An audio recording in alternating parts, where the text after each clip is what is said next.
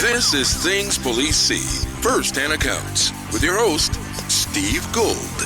Welcome to the podcast that interviews active and retired police officers about their most intense, bizarre, and sometimes humorous moments on the job. It is I, Old Gingerface, here with you as always. Thank you for joining me, guys. Thank you for all the rating and reviewings that are going on. We're getting into the holiday season, so typically podcast listens start to slow a little bit. So if you haven't done so, just tell a friend, tell your neighbor, tell your sister, tell your brother about the podcast. Tell them to subscribe and check it out, just so these men and women law enforcement here can get their stories out there and people can really know and appreciate what it is they actually do for a living out there protecting us. Guys, the Sergeant Steve YouTube channel is going well. It's got a bunch of views. Go check it out. I see people comment on the videos and they say, hey, I came over from the podcast. That's awesome. I love to see that. So it's good to have you guys there. Thank you for that. Excited for today's episode. So you notice last episode was a throwback episode to number 15. And when I was going to pick one to do as a throwback, I listened to a bunch of it. And I was like, oh my gosh, this was such a fun episode. It was so cool to have a helicopter pilot on here. I think it's the only time I've ever had a helicopter pilot on the show. And at the end of the interview, he says, I also had this, I had this other career in law enforcement because I'm always looking for maybe a part two. And he's like, I'd be willing to come on. And I'm like, why the hell hasn't this happened? I just get carried away with scheduling and I forget. And I need to go back and listen and have some second appearances because this guy was fantastic. And it was actually a really popular episode. You guys liked him too. So he retired from Ontario Police Department, where he served as the aviation unit supervisor, currently the chief operations officer at CNC Technologies. And before that, he was, before his time in air support, Sergeant Weidner was a dedicated K-9 handler for Ontario Police Department, the city I used to live in. So without further ado, let me bring on the great Eric Weidner. Eric!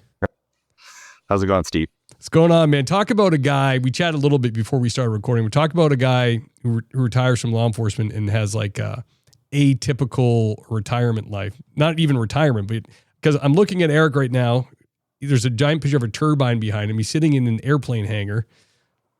Can you explain what you do now?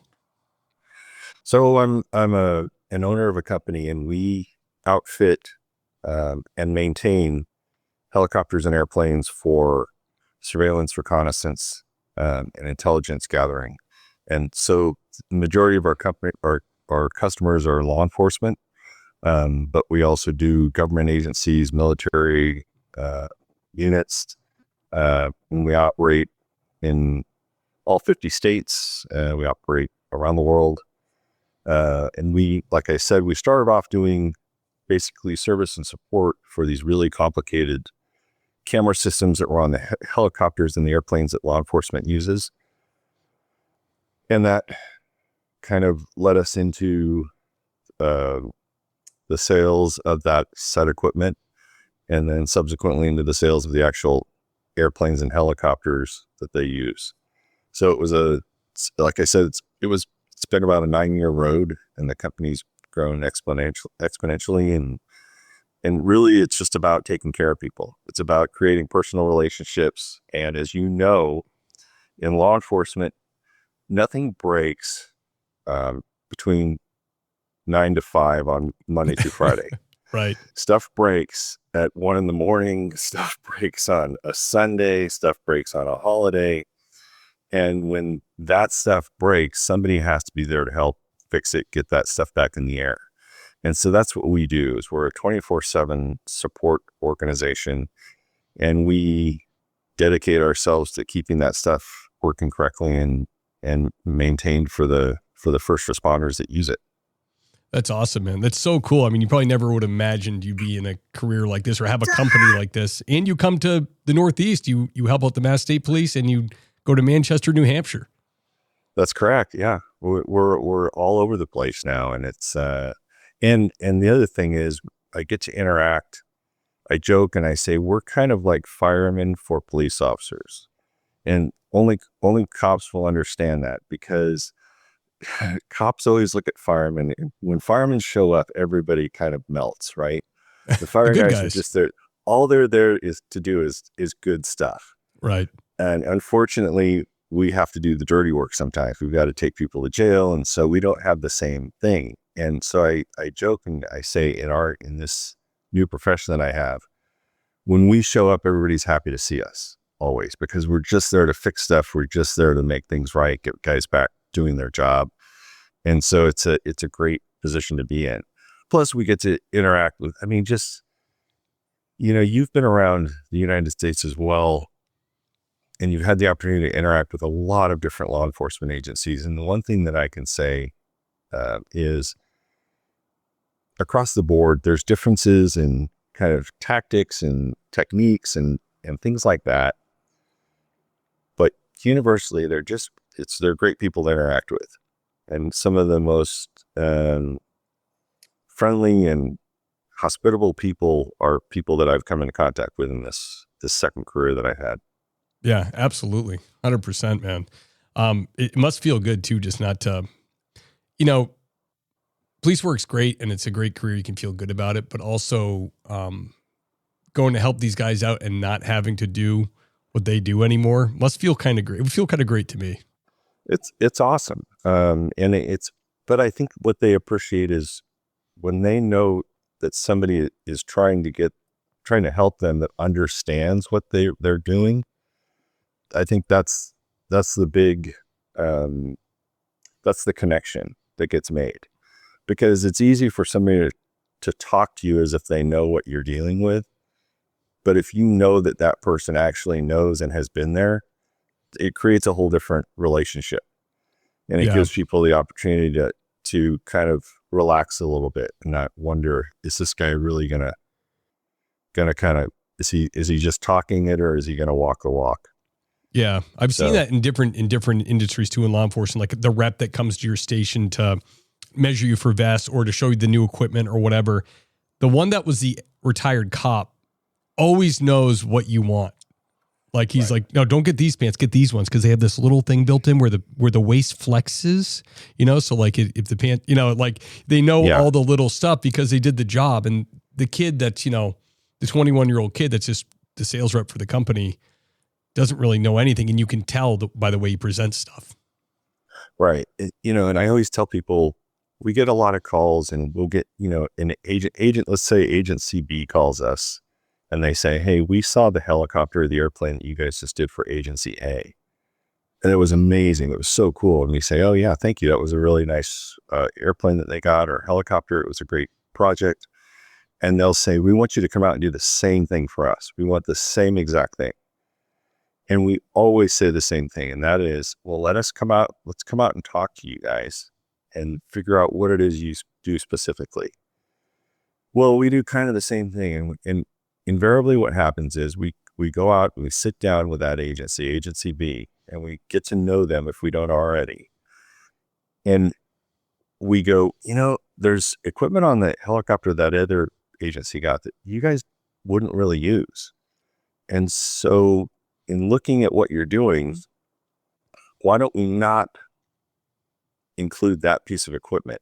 And a lot of times you're talking about aviation stuff. It could be something that's huge money, $100,000. It could be $250,000. It could be potentially even more. But we'll find some other thing. And this is when I really enjoy doing this is we'll find something. We'll say, this piece of equipment, we could option this piece of equipment. There's a $5,000 upgrade that, based on what you guys do, will really impact your performance and your ability to fulfill your mission. And initially they're kind of, because they built themselves up to the point where they're going to accept this known thing that they've seen, they will reluctantly go, okay, we'll try, we'll do it your way. And then, 6 months later, they're calling you saying, I can't believe that we were ready to spend $500,000 more than we needed to. And you guys talked us out of it. And you guys talked us into spending $5,000. And we're so happy with what we got. That's for me, the payoff is, because I was one of those cops. And the saying is, you don't know what you don't know. Right. And you're so dependent on these vendors sometimes to steer you in the right direction. And unfortunately, sometimes it doesn't happen. They steer you in the direction of whatever the biggest sale they can create is. Yeah. So I enjoy getting people what they need and maximizing their mission, and then supporting it so they can continue to operate, without interruption. Yeah. And when you treat people treat agencies like that, the word spreads, so that's Oh yeah. that's just good business. It gets rewarded. I always say that you can't spend in law enforcement, like special forces, in those areas, you can't spend enough money to get people to say something about you that's not true. And conversely, you can't do enough advertising or damage control to prevent somebody from sharing a bad experience they had about you. And so you are what you do, and you live and die by that.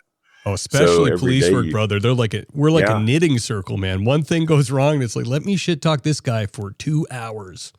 That's right. There is no bounds to how much negative energy they will direct towards you. And so that's why it's so important to constantly be out there advocating for your customer and making sure that what they're getting is what they need. And, and the other thing is we don't manufacture products. We're agnostic as far as that goes. So we're going to recommend what we really think is going to work for you, not just what we think is cost more or is going to make us the most money. Because at the end of the day, when you're providing service and support, if you sell somebody the wrong thing, guess what? You're going to be out there constantly fixing it, tweaking it, and that's not the goal. I'll tell you one thing, Eric. I'd like the cut of your jib, and I'm going to offer myself out to your company. If, I don't know anything about avionics or anything like that, aviation, I'm going to say it right. But if you need papers ran up to Manchester from Boston, I'm your guy. You're the guy? All right. I'll do it for you. In mind. Absolutely. Eric, so the first episode, we heard all about the helicopters, and it was fascinating. You told stories about how, I think I asked you about shooting out the helicopter, and you kind of talked about with some trepidation about doing that, and also the people shining lasers on you, and but also the canine thing. So I think the burning question on everybody's mind right now is, do you ever put a canine in the helicopter? Could you ever make that happen, or could you deploy it? Absolutely. We routinely do training with the dogs, and it was one of those things where it's kind of like shooting from the helicopter. It's not something that happens. I did it once in my career, and it was an officer involved shooting, and we ended up searching, my dog and I, for probably in the order of 3.5 or 4 hours. And we ended up on the top of a foothill, so far from where we started that and my dog was about ready to lay down and go to sleep. I called the helicopter, and they came in, picked us up, and flew us back down to a parking lot closer to where we had started.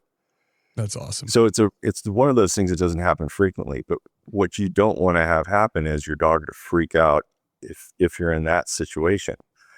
So we would train, not frequently, but maybe once a year. And the amazing thing, what I found out was, because the dogs are so used to being inside of cars. If you think about it, a police dog is in a car 10, 12 hours a day. Right. They're as comfortable being in the back of a car as they are laying, in a kennel. And so what we found was the dog doesn't know it's going up in the air. The dog isn't sitting there going, "Oh, I'm afraid of flying. We're going up in the air. This is not safe." Dog just thinks you're putting him in some other different type of vehicle. Right. And the biggest thing that I found, and this will be a reoccurring thing as we talk about canines, and I would tell the handlers, you're the biggest part of this equation. Because if the handler would started getting worked up around the helicopter, it would immediately go down the leash to the dog, and the dog would start getting antsy. Oh, my dog would be cowering and wetting itself. So we would start with the handlers first and get them comfortable. And we'd start on the ground, and we'd start with a helicopter that wasn't running. And it would just be okay, this is how, if we came to pick you up, or if you had to get picked up by the air unit, this is what you would do. You come out, here's how the door works, here's how you get in, here's how the seatbelt goes on. All really, really basic stuff. And then once they were comfortable with that, we'd say, now what we're going to do is we're going to come out, do the same thing. We're going to pick your dog up, just slide him in there very calmly. And then you're going to get in, belt yourself in, and then you're going to do the reverse. You're going to unbelt, you're going to come out, you're going to bring your dog. The dog can jump out as long as it's under control. And then we would transition into a running helicopter, and then we would kind of do drills where the helicopter would take off, fly around, come back, drop them off, that sort of thing.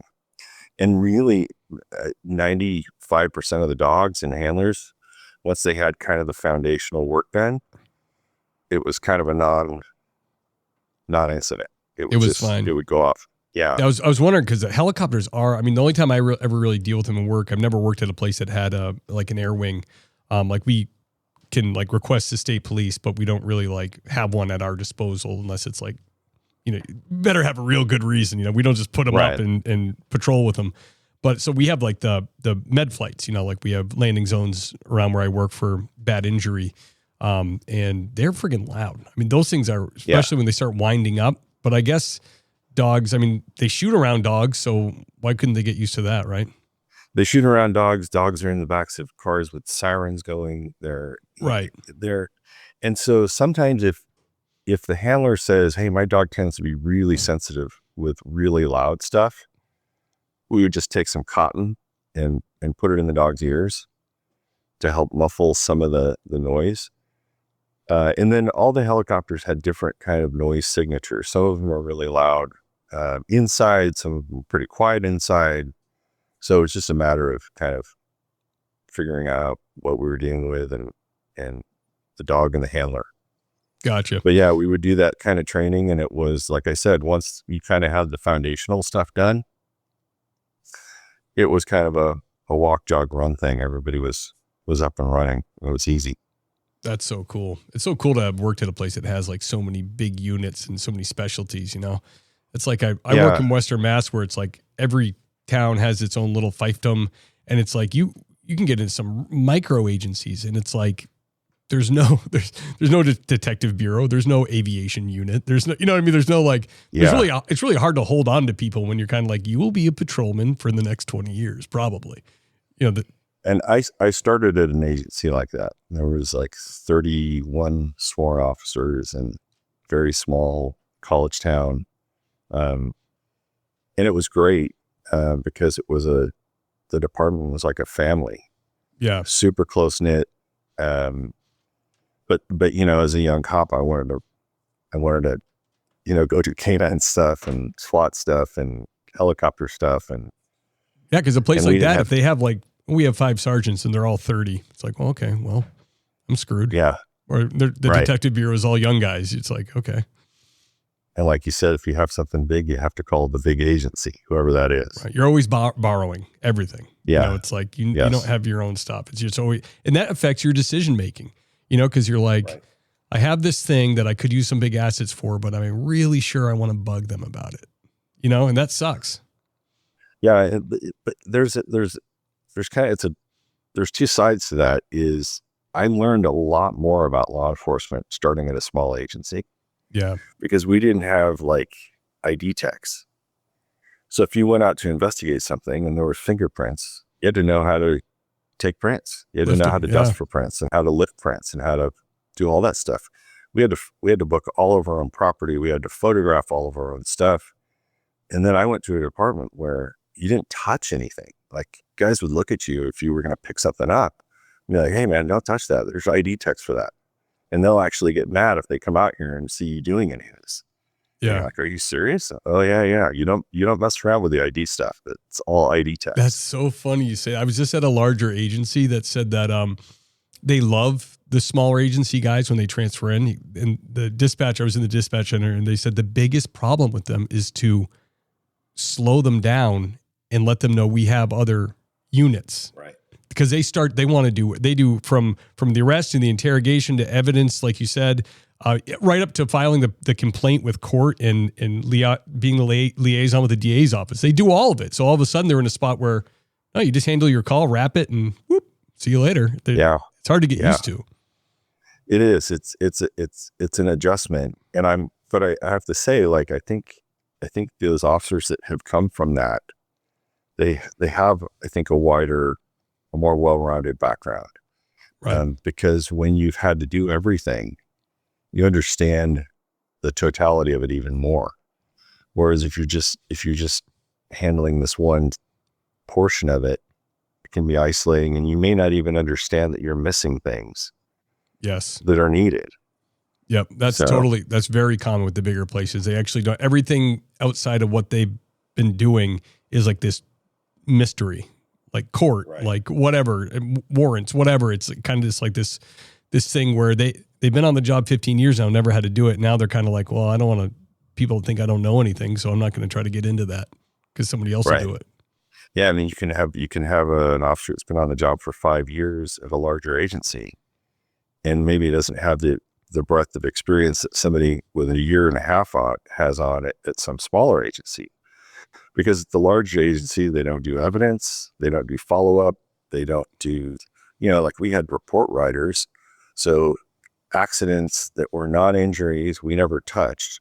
Crimes that had no suspect information, we never even went to. Oh, sounds awesome. They went out and did all of that stuff. And it was cool as a beat cop, because there's so much other stuff going on, right? That you didn't get bogged down in that. But I always looked back on those days, the 3 years I spent at that smaller agency, and thought, I'm really glad I spent those 3 years understanding all of this stuff. Yeah. Because if I hadn't, I would feel, I wouldn't know. But what I know now is that I wouldn't be as well-rounded of a police officer as I was. Yeah, absolutely. Eric, what was the first dog you had, and can you remember the first time you had to bite somebody? Yeah, I remember that vividly. The first dog I had was a Czech Shepherd named Kachi, and he was nice, 115 pounds. Whew, it's a big dog. And when I say that, you have to, if you don't know this, like, police dogs don't carry any body fat on them. They're like elite athletes, lean, because they're worked every single day. So you have to imagine a lean shepherd with nothing but basically muscle on it at 115 pounds.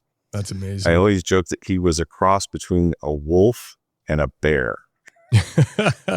He had a kind of a sable coat because he was from Slovakia. So they weren't breeding for conformation, like dog show qualities. Right. He had this kind of sable coat, and he had a very short, like a wolf-like tail. He didn't have the sweeping German Shepherd. His hips in the back weren't sloped. He was a very square, like structured, straight back dog, but had a really big head on him, and when he stood on his hind legs, I'm 6'5". He would put his paws on my shoulder and be looking at me in my face. So, and this is it's an interesting question, because when you become a canine handler, you're assigned a dog, and typically you don't get to pick the dog, because as a new canine handler, you don't really know anything. Right. So they're not going to put you in charge of which dog you should get. So they pick a dog, and then you get that dog, and then you start working with that dog, and you go through this long process of training, and the dog is learning and you're learning. And then, it's after about the initial training is about 3 to 4 months where you spend every day just we had a kennel that was in Riverside. And so your job was to basically get the dog every morning, get in your canine unit, and you would go there and spend all day there working your dog, putting on a bite suit, getting bit. They'd shove you under cars and all kinds of really dirty, crazy stuff. But then when you get out on the street, we would spend about 50% of our time on duty training. So you're constantly training, but you're kind of waiting for that call. And I remember mine came, they were chasing a burglary suspect. And I ended up being fairly close. And the guy bailed out of a car and took off running up the street. And as I was coming down the street, I saw him. So I stopped the unit, I popped the door, and my dog came out. And I remember my dog saw him. So I directly told my dog to basically get him. And he took off after him. This guy ran into the front of an apartment complex and got up some steps. And that's where my dog caught up to him. And when I got up to him, it was really more of kind of a biting, kind of wrestling match thing going on. It wasn't what I had imagined. But what people don't understand is for a dog to actively go bite a human being, like bite, hang on, and just detain somebody, is not as instinctual for a dog. Yeah, that's that makes not sense. that. Typically, if a dog even bites somebody, it's a very defensive thing, and it's the dog's way of saying, "I'm scared and I want you away from me. So I'm going to bark or I'm going to bite, and my hope is that you're going to take off, and then I'm going to feel better because what's happening right now has me scared." And what we're doing with the police dogs is completely opposite. We're taking this dog and we're banking on the fact that the dog typically won't get scared, because you can't have a scared dog that's actively looking for somebody that it wants to bite. Right. So you have to have a dog with great nerves. It's just very stable. And then you start teaching them, hey, you can go get this guy. When I say go get him, you can go get this guy and take him down, and you can control this guy. And that is kind of the nexus of what these canines are taught to do is, if required, this is the game that we're going to play. We're going to look for somebody. And then when we find that person, if this person wants to continue the game and starts running or wants to fight, that game now becomes that you bite that person and hold them until I can get there and get them under control. I always wondered that, working with canine guys, like, how do you stop, especially if it gets out of your sight, how do you stop it just from ripping his throat out? You know what I mean? I guess just lots of training, because you think it's going to take him out. Yeah. And well, I mean, typically the idea is, the goal is that the dog's going to find the suspect and then do what's called a garden bark, which is basically hold the suspect at bay, barking to alert you that he's found the suspect. Once you get there, you can then get control of the dog. You can start giving the suspect commands to come out, lay down, take him into custody. But you also have to give the dog a defensive mechanism. And that is, if I'm not there and this bad guy starts to run or starts to come at you, your permission is to bite him. And is it kind of like their reward, a bite too, isn't it? Like they like it? I've heard guys say that. Yeah, it's like I try to be careful about, because what you don't want to paint, it wouldn't sound good the dogs with this picture of that they're bloodthirsty, because that's not the point. It's in their mind, they're working dogs, and so if anybody, I've now in my afterlife, I have Labrador retrievers that I've trained for duck hunting. Great dogs. And if you've ever seen a lab, retrieve, they are in the happiest place they can ever be. I've done it. Anybody that has had a lab that throws a tennis ball or anything sees that this joy just is exuded from these dogs, because it's in their DNA. It's in their genetic imprinting. Right. And these working dogs are very much the same way. They're herding dogs, whether it's a German Shepherd, whether it's a Belgian Malinois, whatever breed is. They use these herding breeds. And part of what's in them is this instinctual desire to protect and to control.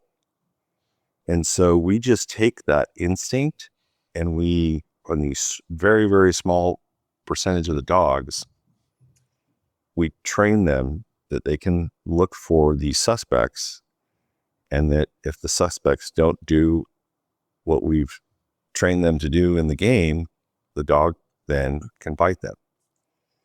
But it takes a while, and some dogs get it faster than others. Some dogs don't get it and they get washed out, because what you can't have is a dog that will bite and let go, because that's going to give the suspect the opportunity to get away. And if the suspect also is armed, that's not what you want. You want a dog that will bite, hang on, and just hang on for its dear life. And that's also that will disrupt any suspect's chain of thought. Yeah. Like, I don't care who you heard are. I heard that it hurts quite badly. It is insanely painful. And I say that because I bear scars. Like, I don't even know if you can see it. Oh yeah. I had my whole bicep opened up by a canine on accident. And so what you learn very quickly is it does hurt. And, but you can get these dogs to the point where they're really a finely tuned machine. And so you're using these instincts. And when you're using instincts, I mean, this is what the dog is bred for. Right. You're just you're tweaking them. So when people say, oh, the dogs like biting, they do, but you have to qualify it. The dogs like working in general. Okay. It's just part of the work. And it's part of the work. And so whether they're searching or whether they've actually found somebody, it's part of the work. And when they're in that element, they're happiest. Yeah. So it kind of goes full circle, part and parcel.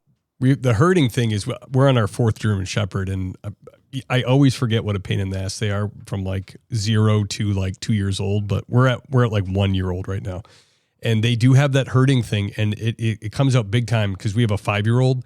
So our dog Oscar will kind of go behind him, like not hurt him or bite him, but we'll give him a little pinch. Like if he starts squeaking and running around, the dog gets all like, oh, and starts circling him and doing stuff. And all of our dogs have done that, and all of them kind of like learn that's not appropriate for that time. But it's just in them. Like we have Nigerian dwarf goats, and our last shepherd, they got out, and my wife was like, let's just try. We had a 125-pound German shepherd named Cash. He just, with very little direction from my wife, and he was very smart, got them back in the barn. Just knew where to stand, walked back and forth. And we're like, this is like one of those videos. He just knows not to rush them, but to get them where we want, and no training at all. It was incredible. Right. So yeah, cool. It is. And the other thing is, what people don't understand is dogs equate to a pack mentality. So they can't logic and reason the way we do. So when they're confronted with kids, more often than not, a mature dog will look at a child as a subordinate pack member. Right. Totally. And what do you do with subordinate pack members? Well, if they're out of control, you get them in line. Right. Now, a dog's only way to do that is to use their mouth or maybe their paws, but usually their mouth. And you have to be cognizant of that, because that's all they know. Now, and that's the other thing, is when I see people that aren't in control of their dogs, I think it's not so much sad that they don't understand what they're doing. It's sad because the dog wants somebody to be in control. Right. People will talk about alpha dogs, but alpha dogs are few and far between, and alpha dogs is not something you want. You don't want an alpha dog. Most dogs want to be a subordinate pack member, and they want direction. They're more comfortable knowing that somebody else is in charge. It's like your family when you go on a trip. It's like most of us. They want to know that dad's driving. Right. Because dad's a safe driver. They don't have to worry about anything. Dad's going to get us home safe. We can sleep in the back and everything's going to be fine. And the dogs are very much the same ways. They are much more comfortable and much more settled when they understand that somebody's in control. Now, because they're animals and because they're descendants of these wild animals, if there is nobody in control, their genetics tell them that somebody has to take control. Mm. And so in the absence of an alpha pack member, they will assume that role. And sometimes you won't like the results of that because they're just kind of going off of what they know. But Yeah. that's kind of I saw that firsthand with my sister. She bought like a pet store window Malamute. Terrible mistake. Not first time dog owner, just when we were younger. And, she's in her early 20s. And the dog she treated him like he was like a child, but with no discipline. So this dog, Cody, got to like 130 pounds. And she was the last person that he would listen to because she just never gave him any direction, never really disciplined him the right way or any of that. But me or my dad or her husband, who had a deeper voice and had grown up with raising dogs, when we were there, he was a lot more, okay. He'd lie down, calm down, not stop what he's doing. You know what I mean? Just innately, when one of us was there, he picked up on the vibe and wasn't cool with it. He was like, all right. Yeah, absolutely. Because that's what they do. They're masters of interpreting their environment. I used to always say, if you could teach a dog to like count cards, you could take them to Vegas because they're odds masters. Like if you tell when people ask me for help with their dogs, like I tell them, like, if you tell your dog to do something twice, be ready to say it 3 times the next time, because they're like a DVR playback machine. They will go, well, if he or she said this twice, that means that I don't have to do it until the 3rd time. And if they said it 3 times, that means that I really don't have to do it until the 4th time. And then the last time they just got tired and they walked away without me even doing it. So annoying. And so they literally, and this is what they don't get credit enough for, is they are odds masters. Yeah. And they play the odds every time. And so this is what I tell people is, if you're going to train a dog, you've got to be ready to reinforce every single thing that you ask them to do, because they will test you on everything. Yeah. And so you have to provide preferred tasks. You have to find ways to reward them. Sometimes you have to use compulsion, which is, whatever it is. But it's a necessity, because they'll get away with whatever they can get away with. It makes sense. I get called all the time to make the dog do something. Yeah, you come in exactly. here? Because I'm the one that will grab him by the scruff of his neck and lift him up, his front paws off the ground, because I don't have patience for telling this animal a dozen times to stop doing stuff. But it's not very nice to a compassionate lady, so she doesn't want to do it. Right. But it's very pack. It's a pack mentality. It's if you're not doing this, I'm going to physically correct you. Right. But here's where a lot of people go wrong, is they think the dog is doing it to be a jerk.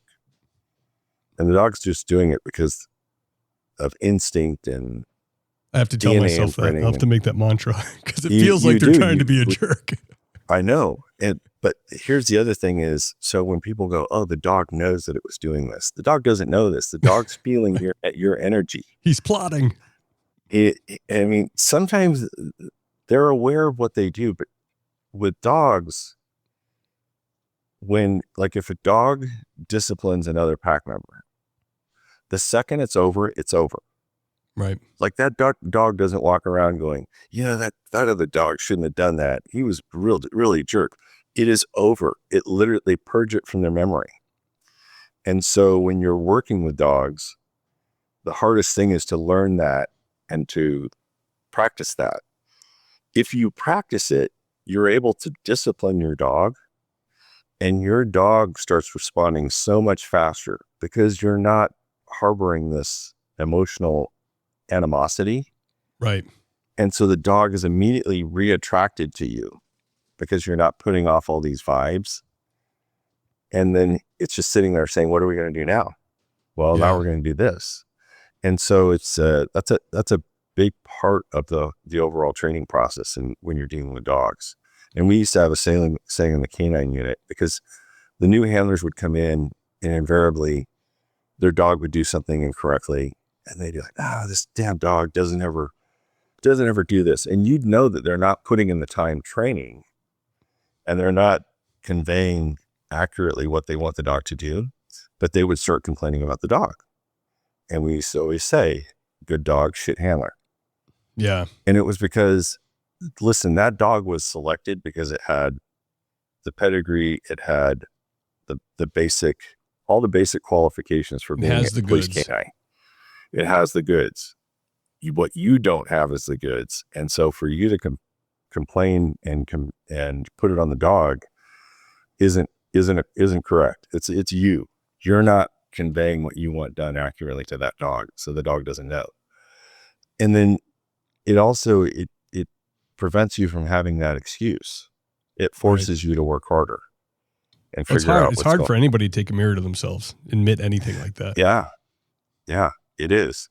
And we would tell people, like, in canines it would take about 2 years. Like you were basically a new canine handler for year 1 through 2. And by the time you got through your second year, you were kind of considered okay, you're vetted, so to speak. And it wasn't that you couldn't go out and do searches, or we weren't gonna let you go work, but there was just so much to learn. Yeah, that makes sense. I mean, you get into the weeds on stuff like air currents in buildings. When you're doing a search of a building, like, how's the air moving? What's the hot side of the building? What's the cold side of the building? We would set up scenarios. We would set up scenarios in warehouses where the dogs would be barking at a wall, and the suspect was on a storage rack on the complete other side of the building, 15 feet up off the ground. And part of that scenario was figuring out why your dog's barking at a wall, because clearly there's no suspect there. Right. And you'd have to reverse, and you'd have to sit there and go, oh shoot, that's a cold wall. This is a hot wall. Oh, the air's coming up over there. It's getting pulled across the ceiling and down this wall. That's crazy. So he's not wrong. He's got the scent. No, not at all. You just have to figure out where it's coming from. That's You've got crazy. to figure out. Yeah. No kidding. So when we would be doing yard searches, there were times where, I remember this one time, we were like 2 yards away. And I remember telling my search team, if the suspect's not in the next yard, he's in the yard after that. And the guys were looking at me like, what? I said, my dog's already alerting on it. Not like barking, but I could tell at that point. I could tell based on my dog's mannerisms, the way he was holding his head, the way he was sniffing, that he had the suspect's scent. And 2 yards later, the suspect was under a house. That's crazy. Yeah, like my buddy used to run bird dog trials on horseback, and he said he'd take his dog out of its crate at break at work and bring it over to a bush, and he'd stroke it up when it saw a bird because it would get birdie, he said, kind of like, right. Like it's like the police canines get birdie, they know it's there, but they're not there yet. Yeah. That's crazy. Yeah. And I lived out of the city, and so I would get dressed at home because we would take our canine unit home. So as soon as I got dressed, my dog would get excited. I'd put him in the car, but he'd lay down because we had to get on the freeway and drive into town. And we would get to the point where there was this interchange, where there was 2 freeways that came together. And at that interchange was where we would enter the city and we'd go in service. And every single day, as soon as we got there, my dog would stand up. And he would not lay down in the back of the car until at 3 a.m. or after that. We were southbound, and we would cross that point, and we'd call it 10-7, which is out of service. He would lay down for the rest of the car ride home. So crazy. And it was crazy because they say that they have this innate geographic, they almost have like a GPS built into their brain. Yeah. Based on scent. Like they can literally know where they are based on scent. But it was just it was like he would just know when we were in the city And when it was time to work, and then he would know when conversely we were leaving and we were going to go home. That's great. That's like driving to the dog park with the dog. Like all of a sudden you're half a mile away and all of a sudden he's up in the back getting nuts. And you're like, oh, right. He knows the route. He knows we're almost there. He knows they're smelling all the smells that they associate with that dog park. And they're smelling it blocks or, sometimes miles away.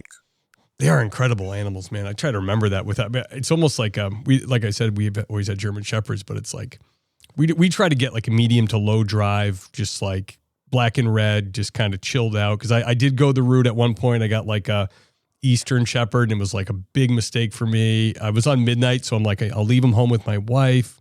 She'll feel safe. And he was just a freaking nightmare. Not his fault, but like, right. I would come home from work and he just wanted to do something all the time. He would jump and spin. Like when I got home, he would just follow me around the house, jumping and spinning. Like, what are we doing? And I'm like, I'm gonna have a bowl of cereal, a beer, and go to bed because I just worked at midnight. You know what I mean? And he was like just jamming all the time. So whenever we were out at static displays or something like that, public events, people would always come up to talk to me and they'd always say like, so how is your dog as a pet? You take him home, right? Yeah. How is he at home?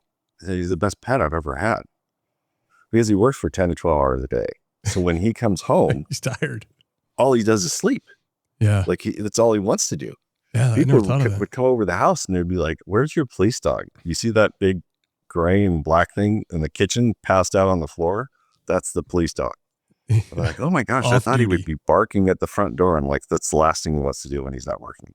Yeah. He doesn't care who's here. He just wants to sleep. And so they would say, well, I have a German Shepherd. And I said, let me guess. Is he a nuisance? Well, yeah. I said, because they need a job. Right. They need a job. They need to have something to do every day. And if you don't find a job for them, they'll find a job for themselves. Right. But the bad thing is you're not going to like the job they find for themselves because they're going to be pulling up low voltage landscape wiring or pulling up sprinklers or doing something destructive, but they'll find something to amuse themselves. And I said, and the other thing is everybody that has ever had a shepherd that I've known has a track around their yard because these shepherds would go on patrol. And I don't know if yours ever did that. Yep. But growing up, we had a shepherd and we had this little track that the dog would constantly instinctually just patrol around the yard. Yep. I've had the similar thing. Yeah. With our puppy now, I try to do, throw the ball for him twice a day, get him tired, but I incorporate with that because I know he's like, can do other stuff and I feel guilty. I'm like, so now I have him, he does this thing now where when he gets within 10 feet of me, he gets like lower. And then I go down and he gets down. Then I go, come, and he comes closer. You know what I mean? So I try to spice it up because I know he's capable of all this other stuff, but I'm not. So I'm like, I taught him all the basics, like sit, stay, come, roll over, paw. He knew most of those by the time he was like 12 weeks old. He could like sit, he could give paw. Like they're not hard to train, but because they're so smart. But like you said, they do, even like a low drive or medium drive one is still a herding dog. Like they still want to do stuff, you know? So it's kind of cruel to get one and then just like let it lope around the house like it's like a bulldog, you know? So I take my labs everywhere with me. I grew up with labs. I love them. Almost every morning, I've got a black and a red. Nice. And almost every morning we go to Starbucks. And I don't say this to brag, but I say this for ease of use, that they work off leash. They're both collar trained. I have electronic collar, a collar system I use for them because I got used to doing it with the police dogs. And that's a whole other thing is the electronic training collar is not a shocking device. It's a way of teaching the animal almost autonomy. Because once the animal knows what it's supposed to do, or the dog in this case, you're giving it the choice to do it or not. And if it doesn't do it, then there's a consequence. If it does it, there's no consequence and everything's good. Right. And so you start building this really confident, really autonomous, but well-behaved animal. And it's a little bit complicated, but it's not rocket science, but you have to kind of understand the mechanics of it. And then once you do, you can get this animal that's well-adjusted, super happy, and always basically wants to do what you want it to do. And so I only bring that up because I walk the dogs everywhere just off leash. And people are always, I think it's amusing because I'm totally used to it, but I walk them up to Starbucks and I say, what I call it is I park them outside. So they have a spot and I say, go sit down. And they just both go sit down. And I go in and I get my coffee and then I come back out and they will just be sitting there the entire time. And people will come and go and people will talk to them and people can't believe that they're just sitting there. But it's what they've been trained to do. That's so cool. And so then I come out. You're like a master dog trainer. It's not even fair. I tell them, okay, let's go. And they just kind of follow me and we go back to the car. And I always, and plus it's a way of getting stepped in. I always park away as far away as I can so that we can kind of get a walk in. But the other thing I tell people is I work them out. I try to work them every day. And I always tell people a well-behaved dog is a tired dog, or vice versa. A tired dog is a well-behaved dog. If you have a dog that is a working type of dog and they're not working, they're going to be mischievous. They're going to be a pain because it's like having a top tier athlete that you ask to sit around and watch TV. Yeah. It's like having somebody who's got the physical ability to do almost anything. And then you're saying, but don't use it. Right. Just have a seat on the couch and watch TV. And they're like, I can't, like they're twitching and they're constantly tapping and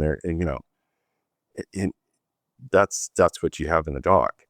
Yeah. So like you see on Instagram, you see out. the girl that gets like the Mal. Like, I got a Mal puppy. And you're like, have fun. You were going to be getting rid of that at 6 months old. I ended up going over to Europe in 1999 with the guy that imported the dogs.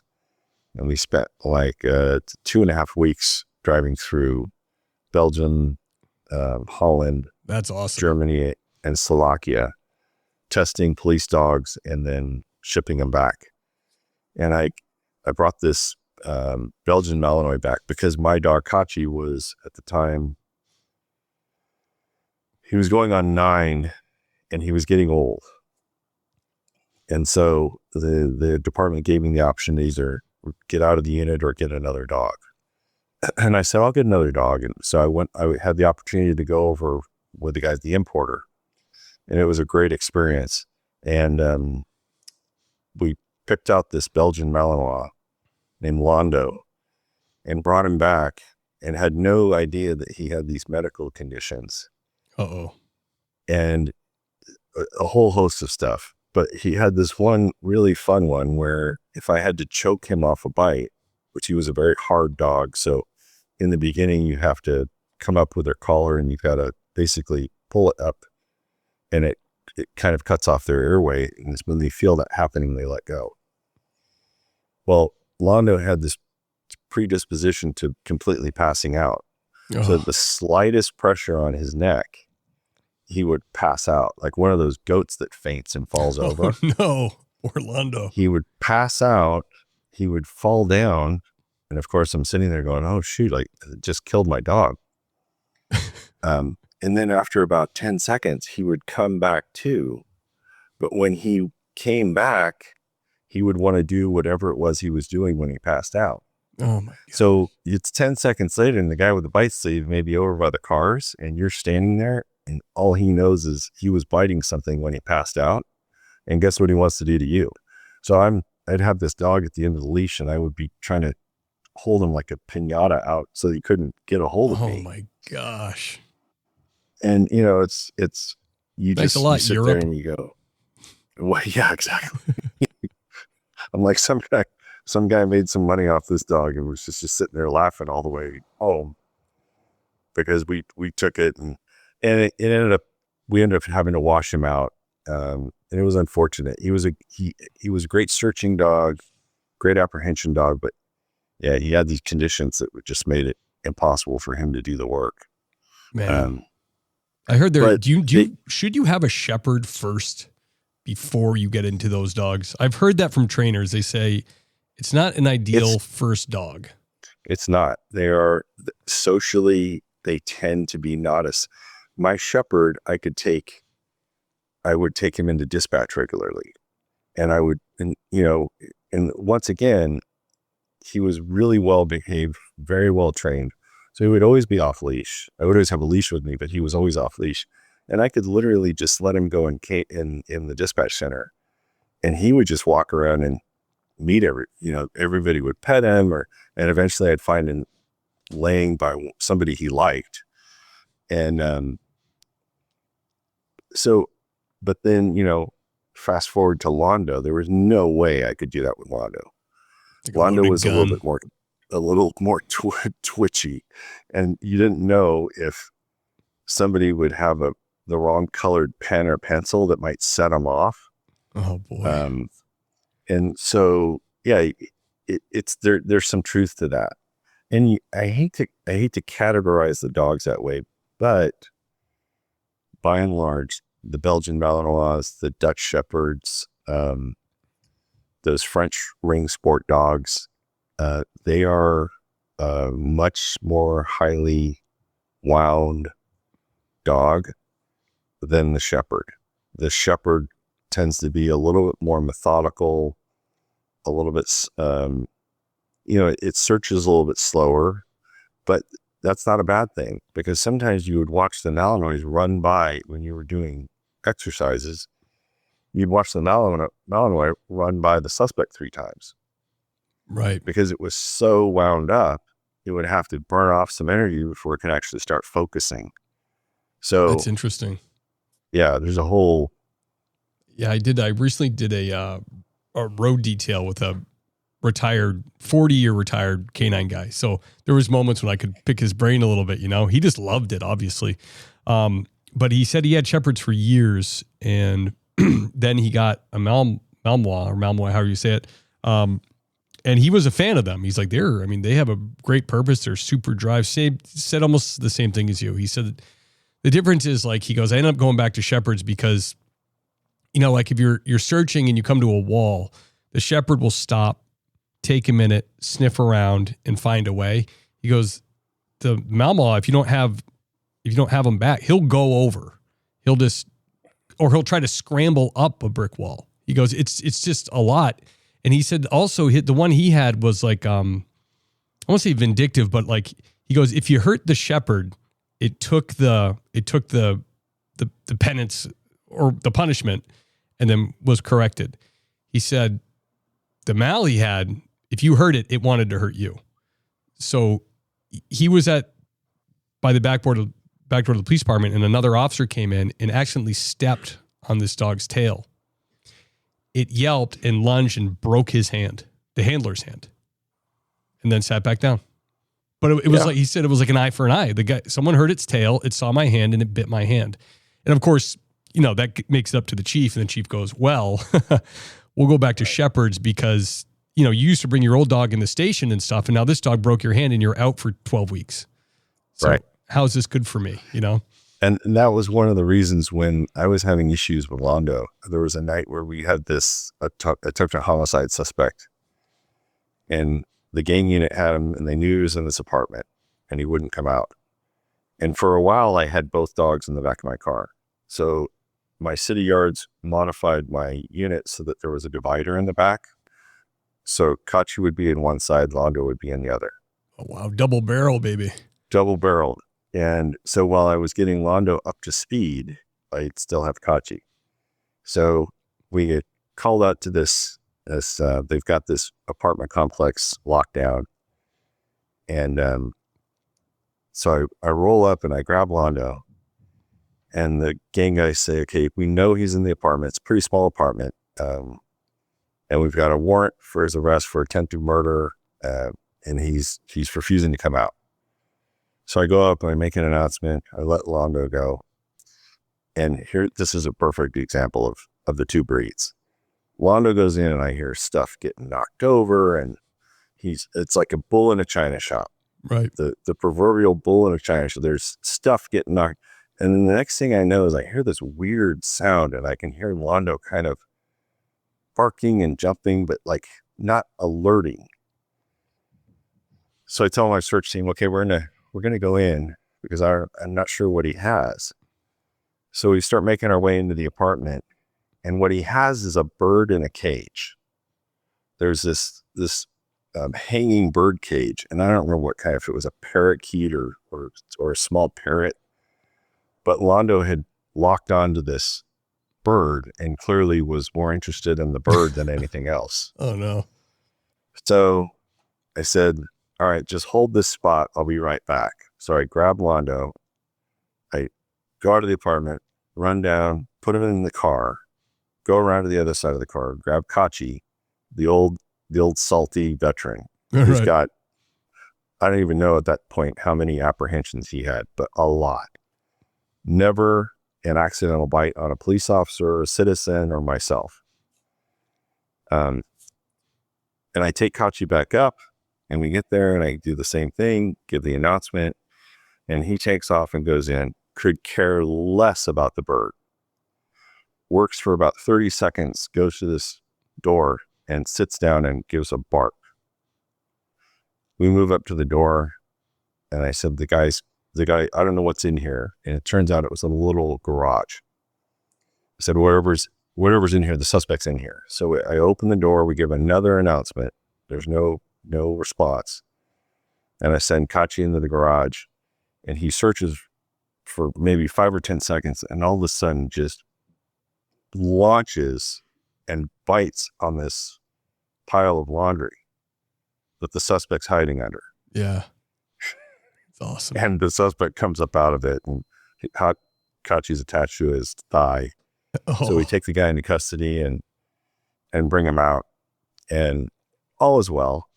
But then I get this message from dispatch, and they say, "Hey, the air unit needs you to call them when you get to a phone or get to the station." This is prior to cell phones. So after the suspect's secured, they take him to the hospital, get treated for his bite wounds, and I go get my information.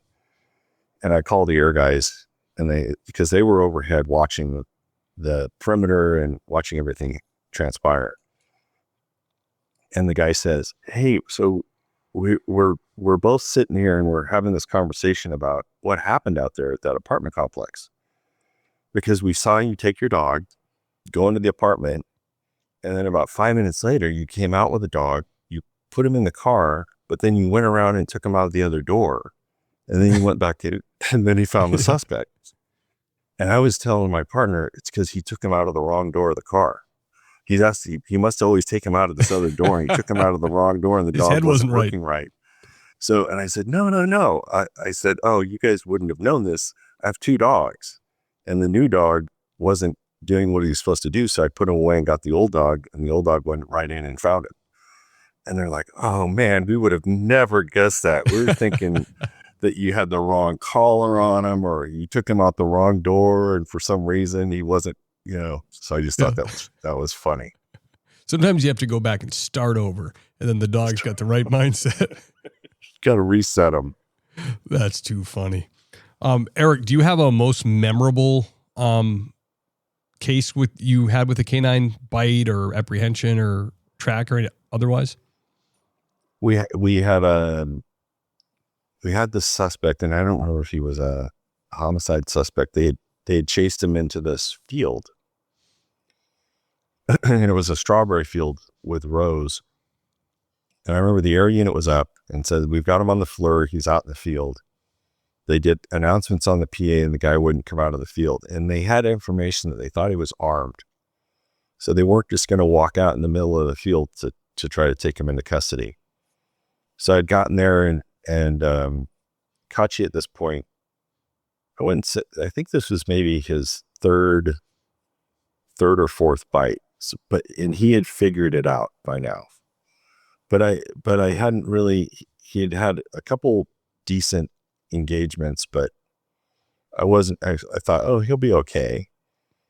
So we made the announcements, and it turns out that this guy's laying flat on his back in one of the valleys in this strawberry field. You know how they have the rows that go up and down. Yep.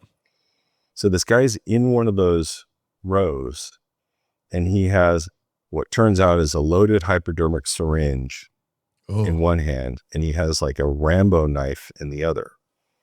And he's got them by his sides, and he's concealed them. He's punched the knife into the dirt so that you can't see it if you were to walk up on it. Well, we don't know this. So I make the announcement, I send Kachi, and Kachi takes off, and the field's pitch black. It's in the middle of the night. Takes off and ends up running, which I saw on the FLIR video later, runs literally over the top of the suspect.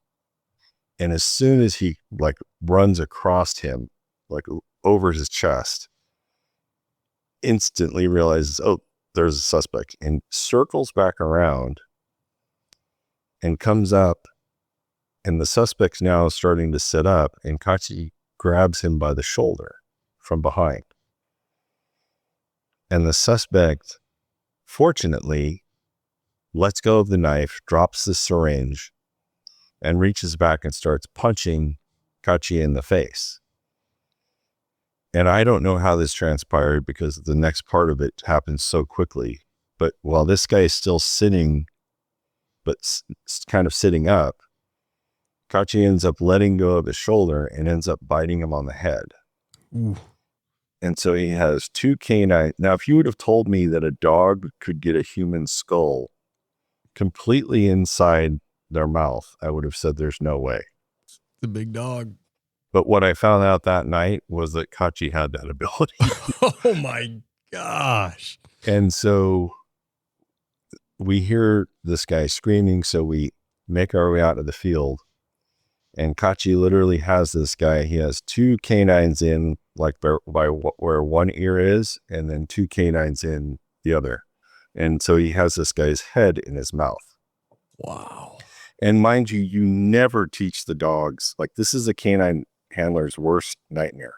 Yeah. Because they talk about case law where dogs have inadvertently killed suspects.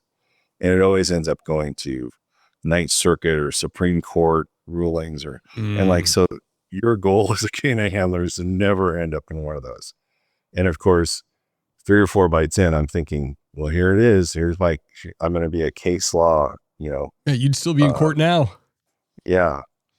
And we get up to this guy, and Kachi has him by the head, and he's kind of pulling on him because the dogs were trained to provide opposite pressure to keep people from kind of getting their footing, their power, their feet under them or whatever. Yeah. So he's kind of pulling this guy backwards, and I end up going up and taking control of him and taking him off. And of course he submits immediately. They take him into custody, and they walk him back out of the field. And they had asked for medical aid. And by the time they get him to the street, the fire guys are waiting for him. And I'm about 20 seconds behind him. And as I get to where they're triaging the suspect, the one fire guy is saying, okay, was he shot with a handgun or a shotgun? And I said, whoa, time out. No, nobody fired any shots. This is a straight dog bite. And they said, oh, okay. So, it was just one of those things where I was like, oh my gosh. You're like, don't pop that melon. That's right. No, yeah, because the things go in and they tug, so the holes get big. So wait. And so there was one in each ear, and then one like on the cheekbone. And of course, we went to the hospital. I went to the hospital with this guy.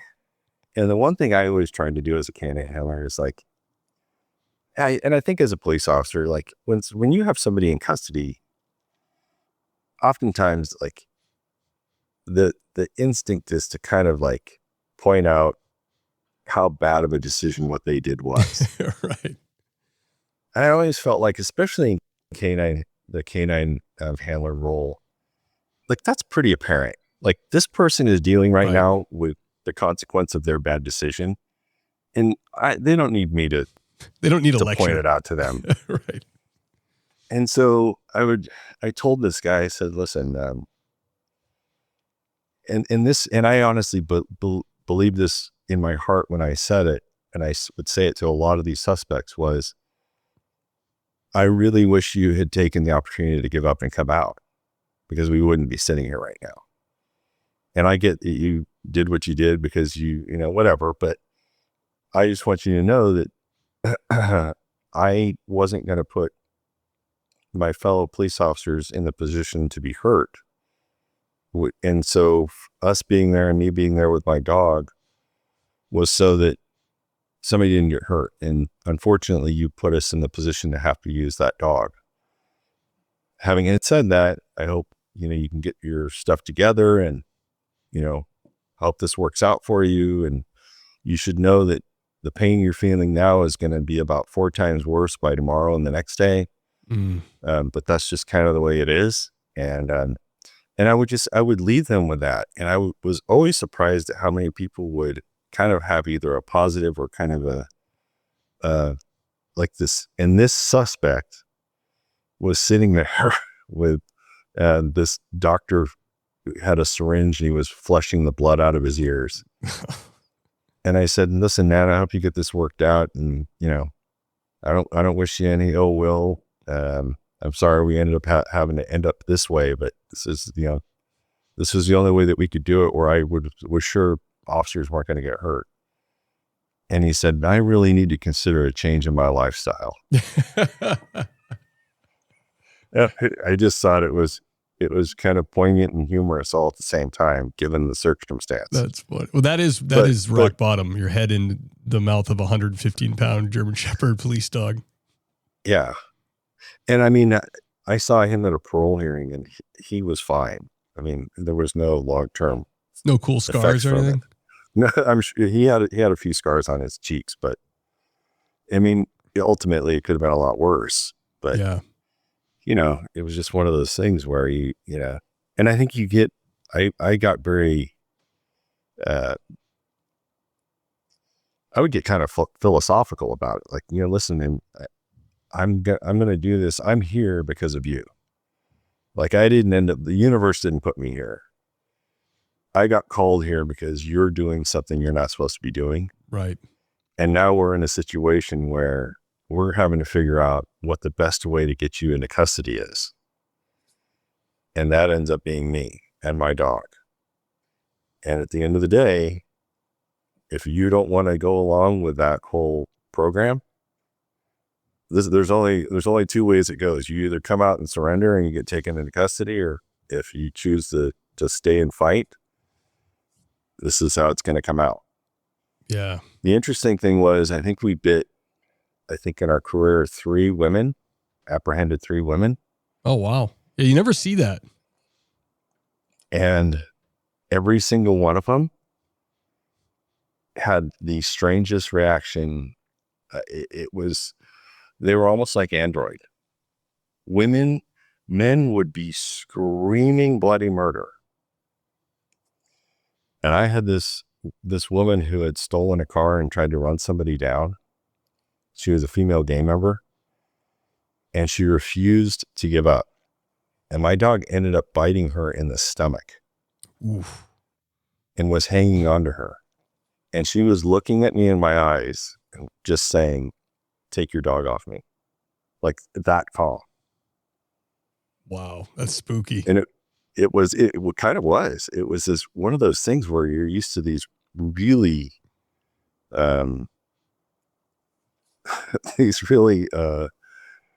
emotional responses. And all 3 of these women were very, almost like there was no pain associated with it at all. Like it was a nuisance. Maybe that's the childbirth factor. They say they have a higher pain tolerance. It very well could be. When they say women have a much higher pain threshold than men, I believe it. That's crazy. Yeah, you don't see, I mean, you did a lot of bites, so of course you're going to run into every walk of life, but that's not the video you see on Facebook of someone running from a vehicle and getting dragged down. It's not typically a woman. Yeah, and I remember the first one, I thought, wow, that's strange. And then of course I had the second one. And then there was a third one, and it was like, man, but in my career, I ended up having things like that happen. And early in my career, I had like three drowning victims that I responded to probably within a year and a half. Oh, wow. And I just thought you can't go into it and overthink it. I think I would just think, hey, maybe I'm just, for some reason, I'm supposed to be here. Right. I don't know what reason that is. We were able to save 2 of those 3 victims. And I think, maybe for whatever reason, if somebody else wouldn't have had the same reaction that I had, it wouldn't have been a positive outcome. Right. And so, it's the same reason I think everybody shouldn't be a police officer, because when you share stories or when your friends are talking about something traumatic that's happened to them, and it has to do with an experience at the grocery store, or, picking up a prescription at the pharmacy, and you think, how nice is that? This is their idea of something traumatic. Yeah. And I think but you have to appreciate that, because they shouldn't, not everybody should have to be exposed to what police officers are exposed to, or should have to deal with what they deal with. Yeah. Because the fact of the matter is, not everybody is designed to be able to handle it. Yeah, absolutely. That was one of my favorite experiences working at Backgrounds, was working in my first time ever working in a real office setting with a bunch of like hardened police officers. Nothing was an emergency in Backgrounds. Like right. It didn't matter how much the civilian side would push, alert, alert. Nobody on the Backgrounds floor got excited. It was not an emergency. Right. Well, and you were dealing with retirees too, which is even who could even care less. They haven't just turned down the volume on the radio; they've shut the radio off. Right. Oh, retirees are the best for this podcast too. I do get some active duty guys come on. Sometimes they use a pseudonym or whatever, but there's always a little, and I get it. There's always a little air of like, I don't want to get into a conversation and it's flowing and I overshare or talk about an active investigation or what if my lieutenant hears this and I get my pee slapped? Retired guys, right. Retirement's open book. It's rolling in. I'm good. Let's talk about it. It's great, man. Eric, I've had you on here well over an hour. The stories were fantastic, brother. Can we point anybody in the show notes towards your Instagram or maybe your company's webpage, anything like that? Anybody out there listening that might be interested? Yeah, it's CNC Charlie November Charlie Technologies, and it's kind of a niche. It's a niche marketing thing that we do. Like I said, we deal with helicopters and airplanes for specialized missions. Right. A lot of police, military, firefighting, that sort of thing. So if anybody is in that marketplace, they can look us up either on Instagram, on Facebook, or online and kind of see what we do and who we deal with. And then I would always say, just find somebody on our list of clients, because there's probably somebody that if you're in that field. Right. And those are the best people to talk to, because they're a better ad for us than we could ever generate for ourselves. Absolutely. Yeah, I'm sure it's a small world, so it's easy to find somebody. Very, very small world. Yeah. Yeah. Very cool.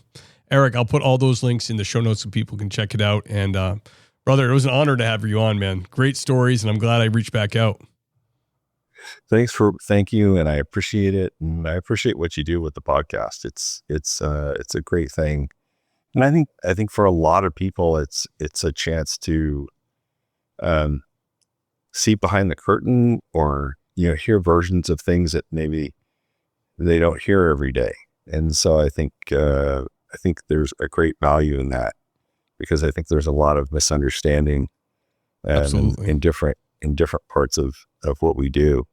Absolutely. So, one of my favorite emails I get is from like people on the other side who listen all the time and still don't agree with like 80% of what police do, but are like shocked at seeing behind the curtain and being like, and admitting this is really interesting. And I've really kind of changed some of my thoughts on you guys, at least existing. They hear like the actual thought and the training and the emotion that we have when dealing with this stuff. Like, we're thoughtful, like we're not autonomous robots, Right. I think it we're really not helps RoboCops. Yeah. We're real people. We've got families. We have the same problems and concerns as everybody. Right. We just have we've chosen a very unique profession, which sometimes is not popular and sometimes has to do things that are unconventional and outside the norms. Yep, absolutely. Well, you're part of it twice now, man. So I really appreciate you. And like I said, honored to have you on, man. Awesome stories. And I do feel like there's more stories in there. There probably is. I think we've kind of scratched the surface. I'll have to tell you about, so we had in cannons, we had a whole narcotic detection thing too, which I cross-trained my dog for narcotics. So we ended up doing stuff at the UPS and FedEx sorting centers and at the international airport. Oh, we got to talk about that sometime. That sounds the fun. narcotic detection is equally as interesting, in some ways even more so, because it's not even understood or thought about. But when you hear about how it's done and how the dogs do it, it's amazing. All right, we're going to schedule it. Okay. You have to do it now. You mentioned it. All right. All right, bro. Like I said, honored to have you. I'm going to do the show outro. Can you hang on just for like 2 or 3 minutes? Absolutely. Thank you. Awesome. The great Eric Weidner, everybody. So glad I remembered to reach back out to him. Such a fun interview. So much, so knowledgeable about so many things. And obviously has some kind of important job waiting for me when I leave law enforcement, high paying, selling airplane parts. So he pretty much promised that during the interview. I think you all heard it. So this is the time of the show when I thank the Patreon sponsors. If you really love the show and you want to help pay the bills and keep the boat afloat, you can do that by going to the link in the show notes.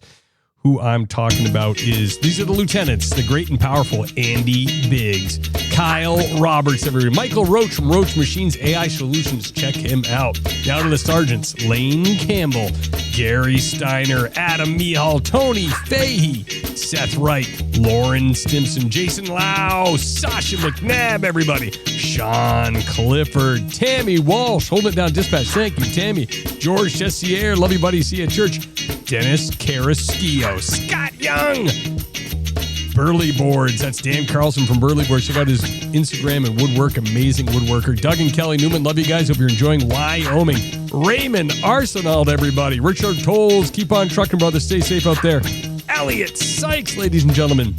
Brad Thompson, Nancy Hammond, Clark Lakoff, Adam McMahon, Sheriff Ronald Long, thank you. Zachary Pleat, thank you. The great Jason Labrie, Dylan Mosher, thank you. John and Aaron Kate, love you guys. See you at church. Lisa Gano, thank you, Madame. Sherry Finch, thank you to you. Gabriel Decknop, none other than the great Gabriel Decknop, thank you, sir. Eric Smith, Jackson Dalton, Marcus Johansson, talking about canines. Brett Lee, Cale Oswald. Thank you, thank you, thank you. I can't say it enough. Really appreciate it. You guys really do pay the bills for the podcast, and I really like that. So I will see you guys next week.